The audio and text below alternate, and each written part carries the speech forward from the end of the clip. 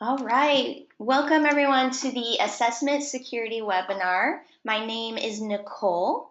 I am a marketing manager and account manager here at Edcite. Great. Yeah, we're excited to get started. So it looks like we're just at the start time, so we might as well get rolling with the slides. Let's go ahead and just, before we even do introductions, let's start with what we're going to do today. Great. So for all of you watching, you can decide if you're going to keep watching, which of course you are, because we're going to cover exciting security things. Okay, so today we're going to start by talking about assessments in today's educational context. Why does assessment security matter so much? Then we're going to go over some of the challenges people face with assessment security, especially now that so much is done online. And we're going to talk about strategies for maintaining that assessment.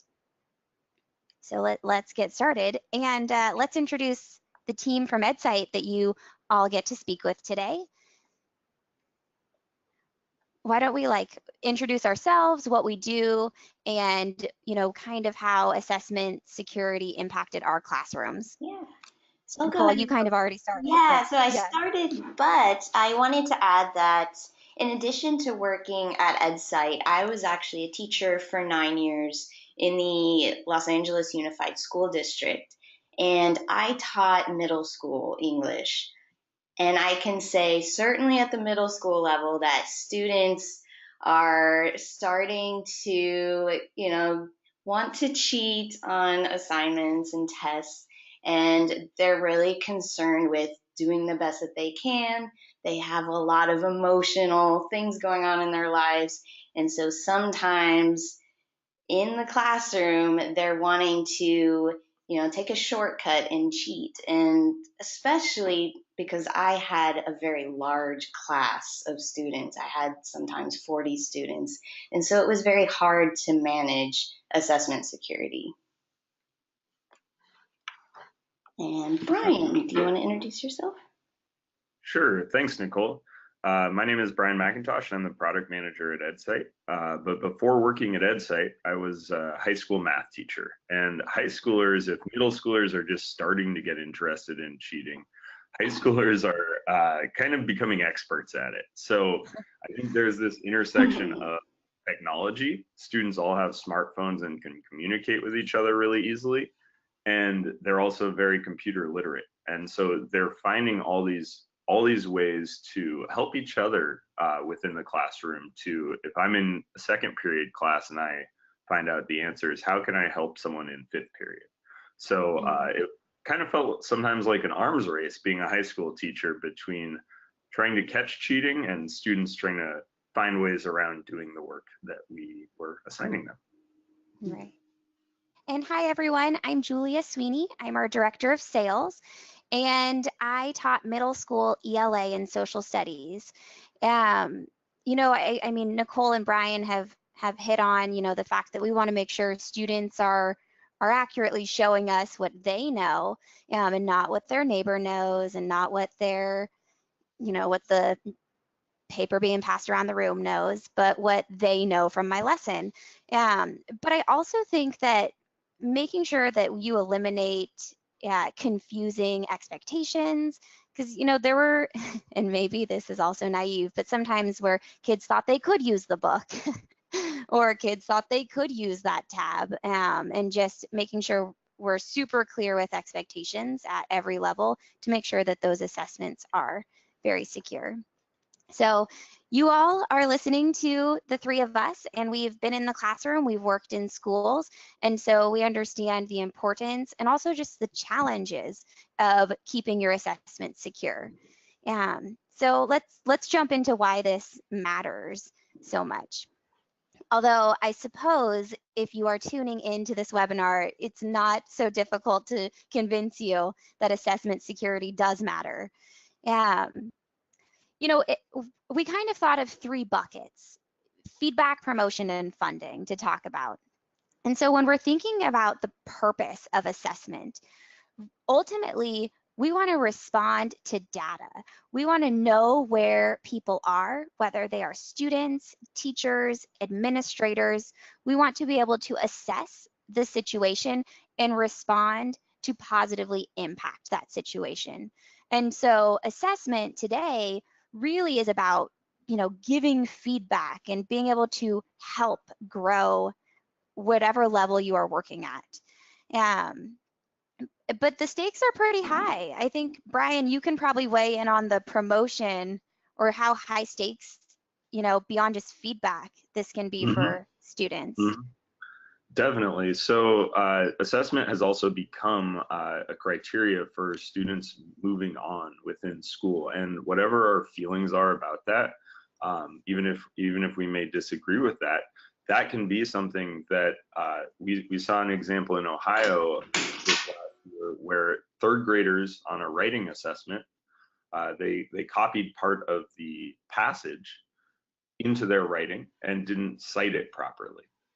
And citing was one of the standards they were assessed on. So they failed that assessment. And there's some question as to whether they'll be promoted into the next grade. Now, I don't think that's necessarily the right way to use this information, or that's not necessarily the right way to structure this, but that's the reality that we're living in. And from elementary examples to high school exit exams, students are impacted by the results of these assessments. Right. And not just the students. If we think about funding, I taught at a charter school, and we were extremely dependent on funding coming from our growth. Some of the charter school teachers out there might know about the Charter Growth Fund, and you have to be hitting incremental assessment targets in order to continue to have funding to really support your campus. And so it's really high stakes, even just from we need to have enough money to hire that intervention specialist, or we need new desks, and we need all of this, we need these tools and resources. So the reality is that assessment, it's both driving our instruction, but it has real implications also, just purely evaluation wise.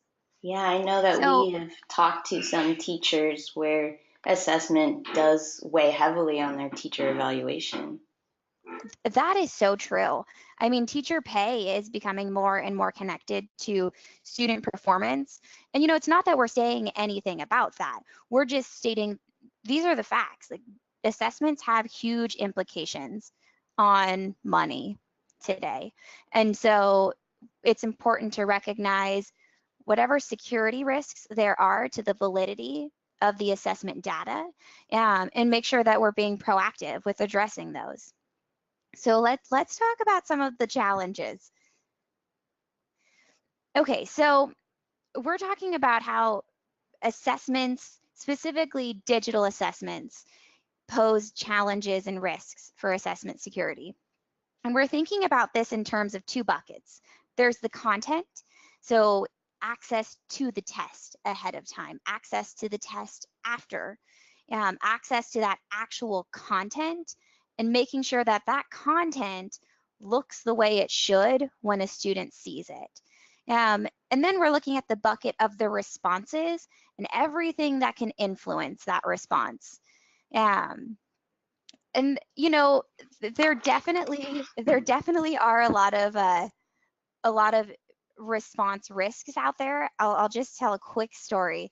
We actually had a support email come in a while back where a teacher had said that they think that the Edcite platform had somehow copied the response of one student's essay and pasted it into another student's essay, so they both had identical responses. And I think that this really shows that as we've gone digital, sometimes teachers and administrators aren't quite ready to identify where some of these risks are, but the student had ultimately copy and pasted their response into an email, sent it to their friend, and their friend copy and pasted it into their response box. Wow. Yeah, we had to explain that like Edcite did not do that. And actually we connected with their tech team, and they were able to pull up the emails and show the teacher and sit down with the kids about how like, even though you deleted that email, we still have a record of it. But you know, like it's no longer so easy to see how responses can be shared and where your security risks are, because a lot of it's happening in a text or in a computer where you can't necessarily see it. So let's dive into these buckets. Let's start with content first. Okay, so like I said, you know, you want to think about how am I keeping that content safe before it gets to students? And Brian, you know, I know you've spent a lot of time building a lot of these pages. Maybe you could weigh in on why teachers need to lock content, what that looks like on Edcite, and then we can talk about just in general making sure you're keeping content secure. Absolutely. So we have a schools and district product called Edcite Schools. And with Edcite Schools, multiple teachers can collaborate and give a common assessment, or they can just give assessments in their own state viewer. If you're giving a common assessment and the common assessment is constantly changing, you're not really giving a common assessment anymore, because every teacher, if they change it a little bit, every student is seeing something slightly different, and it gets very difficult to compare that data afterwards. So using our folder system and our common assessments, you can create an assessment. Once you and your teaching team agree that it's ready to go and ready to send to students, you can lock it. And once it's locked and placed in a folder for teachers to copy, teachers can then assign it, and every teacher who assigns it is going to be assigning a true copy of that common assessment, so that you can all compare data afterwards. You can use the folder system to ensure that only the teachers who are giving the assessment have access to it. If you would like, you can also give everyone access to it. It's totally up to you. Right. But the common assessment ensures that each student who completes it will see the same questions and complete the same work to ensure that data is reliable. Yeah, and like the theme, I guess the big takeaway from that is that students, if they are going to be compared, they need to be answering identical content. And so if you're not using Edcite or Edcite Schools, let's say you're using Google Forms, the same thing applies. You need to be making sure that you intentionally are giving view-only access, because if everyone can edit an assessment, it is not as secure. And sometimes people don't even realize that they have deleted a question or they've done something.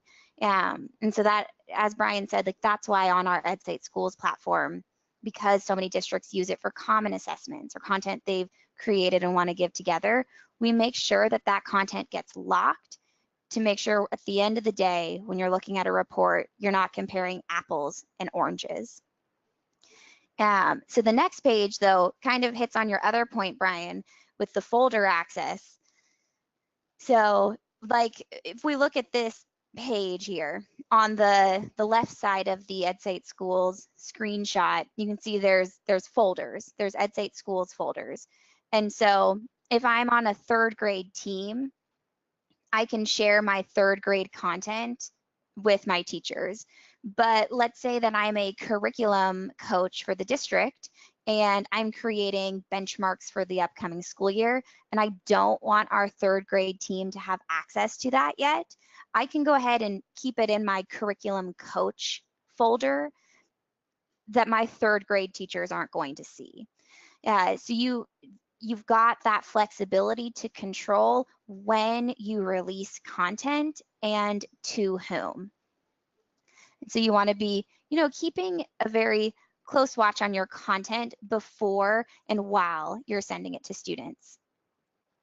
So then if we go on to the next one, Now we're talking about these response risks. And so response risks, we're just talking about all the ways that students answering assessments can be influenced by something other than their learning.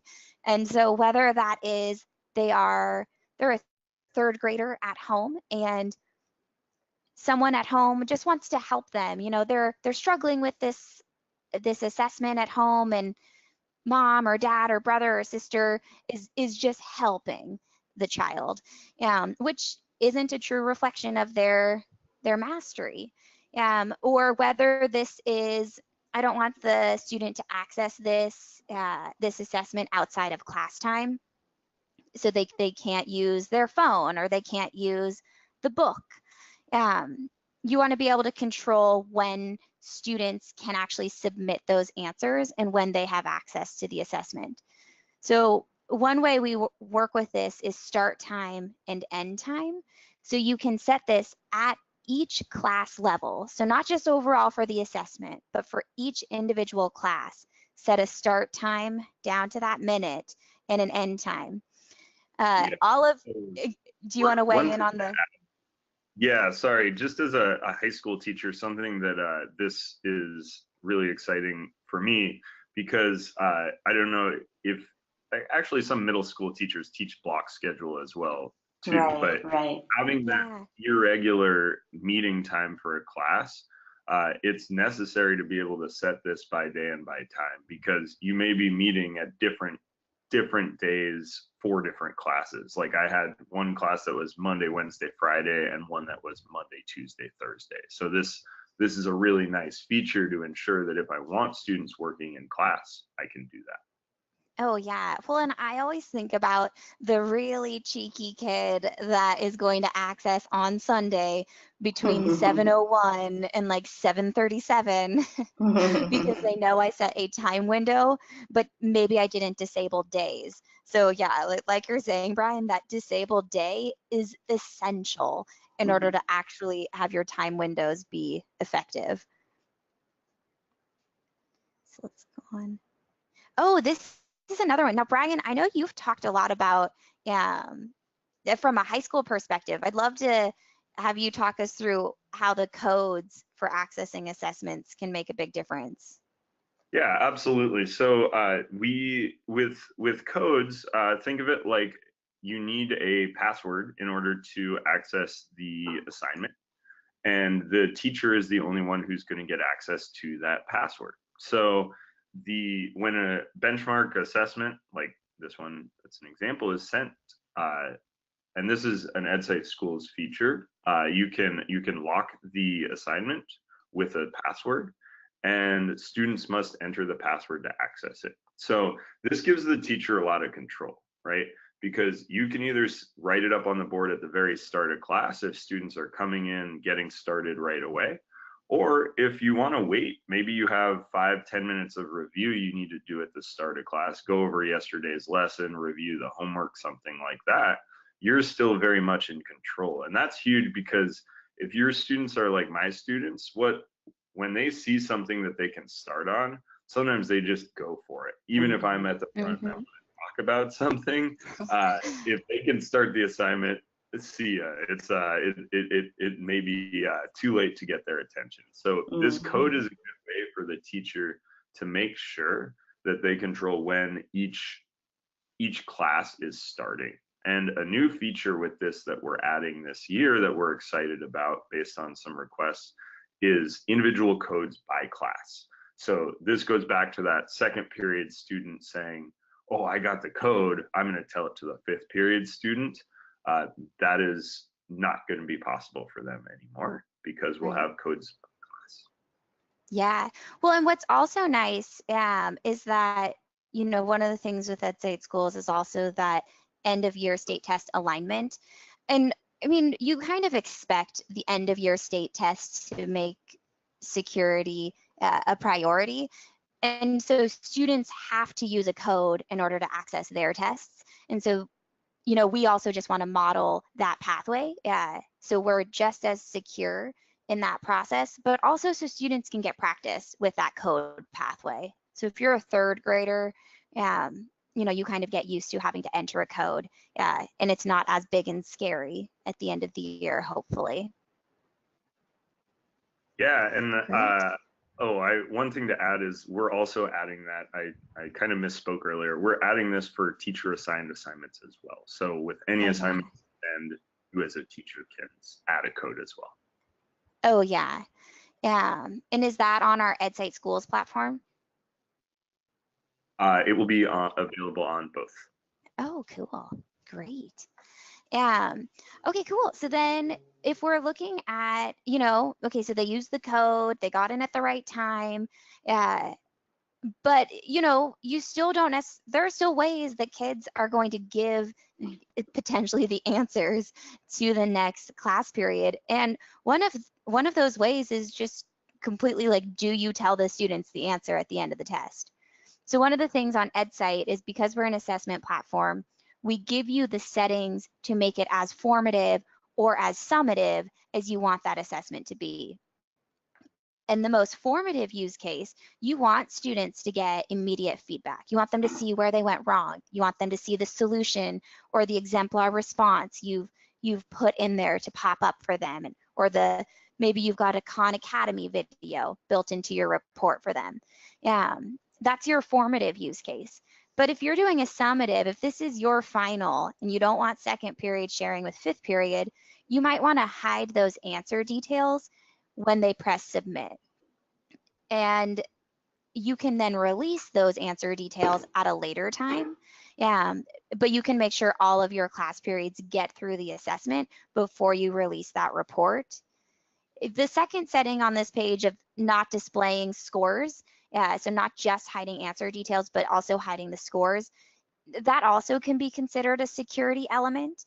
It's also something I use a lot when talking about diagnostic assessments. If I just want to purely see where students are without having any crying children because they're not supposed to know it, but they're really upset about a low score, you can always turn those off too. But ultimately for security, hiding answer details is a key one here. Great. Oh, okay, Brian, you can talk about the secure browser. Absolutely. So this is something we're excited to be working on this summer for release this school year. So what we've recognized that in some scenarios, all of these other features may not be enough to fully replicate the testing environment for students at the end of the year, and may not be secure enough. So recognizing that, we are going to integrate into Edcite a lockdown browser. So basically the way this lockdown browser will work, you can see an image of it here. If you look up at the top, you can see those top level menu items look a little bit like an old school browser. And that's exactly what it is. So you can't open new tabs. You can go forward, backward, stop, reload. The other icons are basically just, one is a tool for students to enter characters, but students cannot go to open Google and Google something. Students cannot message anything. We wanted to demo this on the webinar, but it would have shut down our GoToMeeting that we run the webinar. So Yeah. trust me when I say it shuts down everything, but it is going to be available in Edcite Schools only as a feature for very summative assessments that people would like to do. Right. Yeah, no, we actually did like try it. And it was like, you have to kill these other applications before launching your secure browser. And we were like, oh, that's not going to work. So it's effective. Yeah. Okay, so it's like, you can lock down that browser. You can make sure kids aren't giving each other the answers. But what else can we do for in the moment? Like, I'm sitting next to someone else in the computer room. Maybe it's like Nicole's class where there's a ton of students and she's having a hard time keeping eyes on everyone and everyone's screen. This is where, having some randomization built into your assessments can help do the job for you. So this first one is the one that people most often think about, which is randomized question order, which is where, you know, my question 1 might be Brian's question 5 and Nicole's question 2. And so we've all got a different order in which the questions are being asked. And I But love, the next, I was going to say, I love this one because it does align to the state test where students sitting next to each other are seeing different versions. Right. Yeah. Well, and this one, I think this one's really cool. So on Edcite, you also have the option to use specific question types that have randomization built into them. So this is a math example where you would literally see a different math problem on each screen within a set of parameters. So Brian, we'll let you, the high school math teacher, kind of talk through this one. That's always my job with this one. Okay, well, I think the best way to think about this is to look at the bottom part of that table where it says min value and max value for the 2 variables. So if you look at the x, it could be between 2 and 9, and the y could be between 1, 2, it could be 1, 2, or 3. So you're introducing some uncertainty into what are the numbers that we're actually presenting students with. I could present this as a simple multiplication problem that would be 3 plus 1 times 1 squared. I could do that, or I could present every student with a different x and a different y. So what it's going to do is, and sometimes a better way to explain this is to pick an even simpler problem, like single digit addition. If I'm doing 3 plus 4, I can randomize that and make it add any 2 single digits. So one student could see 3 plus 4, another could see 8 plus 4, another could see 1 plus 5. This question type enables you to quickly present bunch of different questions to each student. So we have one that will do a randomized numeric answer where the students have to enter their answer explicitly. We also have a randomized multiple choice where you can choose what the prompt is, and then you can specify what the answers are with the random variables as well. Yeah, and it still auto grades it. That's the part that always is exciting to me. It's like, oh, I can take 50 different versions of this equation and it's going to auto grade all of them. This is great. Yeah, actually, on that note, with the randomized numeric one, it's really good for the, we were looking at some Eureka math content recently, and it's really good for their sprints. So you can quickly create 20 or 30 really easy questions to practice a skill, and then give those to a student, and they can just do them all right in a row, and it'll automatically grade it and give them feedback. That's great.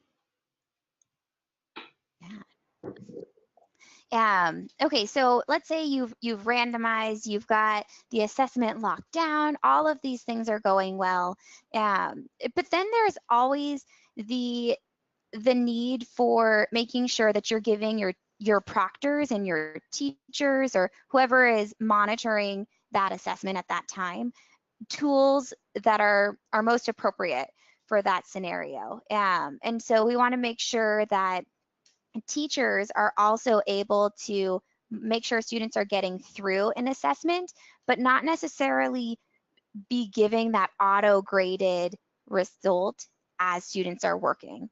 So on Edcite, all of your assessments come with a live dashboard, so you can see in the moment what question number students are on and whether they're getting them correct or incorrect for anything that can be auto-graded. So for your essay, it'll give you like a little striped circle that just says you'll have to go in and grade this, but a student has answered this question. So, you know, if I'm a teacher and I am monitoring the room, and let's say that this is an assessment that has a lot of, you know, high impact on my evaluation, and if I see questions 1, 2, 3, 4, all red circles, that can have an impact on my ability to really proctor that room well.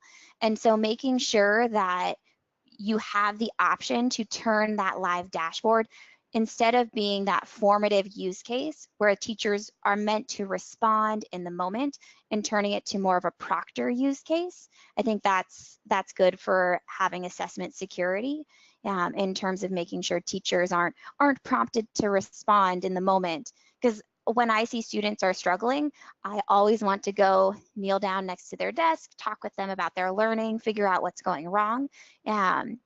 But sometimes, you know, for example, like on these end of year state tests, you can't do that. And so making sure that our tools align with what teachers are and are not allowed to do in the moment is important. Okay, so then, you know, we kind of talked through assessment security overall. We talked about specifically a lot of how you can do this on Edcite. We mentioned some of the Edcite schools features, and we wanted to just display it for you very clearly what comes on Edcite and what comes on Edcite schools. It looks like that assessment codes might be like in the new school year plopping over to the free side too. Currently this school year, 2017-18, it's been an Edcite schools feature. And so that's really for your common assessments, making sure that you've got a code to lock it down. And yeah, you're right. For locked common assessments, that is an Edcite schools. Okay, got it. Yeah, so this is just like a breakdown of which ones we've got on Edcite and which ones we've got on Edcite schools. Definitely remember Edcite is a free platform. So if you are looking for a way to deliver secure assessments with your classroom or with your team, definitely check out Edcite. You can impose those time windows, you can use the randomized questions, and you can really have full control over those answer report features. With Edcite schools, you're going to have some more control over distributing common assessments. So if you and your colleagues are going to give the same assessment, you want to make sure your reports are comparing oranges and oranges. We've got that into the Edcite schools platform. You've got that lockdown browser, as well as some additional features that we could go on and on about, but aren't directly related to assessment security. So if you have more questions, either about how you can deliver secure assessments on Edcite, or if you want to learn more about our Edcite schools platform and how we're helping schools and districts across the country really leverage assessment to drive growth at every level, student level, teacher level, and administrator, get in touch. So our last slide is us again. We've got our emails listed here. And again, you can always reach out to schools@edcite.com to learn about Edcite schools. But again, we'll answer all of your questions about Edcite as well. So I think that's it from us. Nicole, Brian, do you guys have any parting words for secure assessments? Thanks, everybody. Yeah, thank you so much. That's all I got. Yeah. Okay. Okay, great. Covered wonderfully. Yay. Okay, well, we look forward to talking with your teams soon. Have a good night, everybody. All right, bye, everyone. Thank you.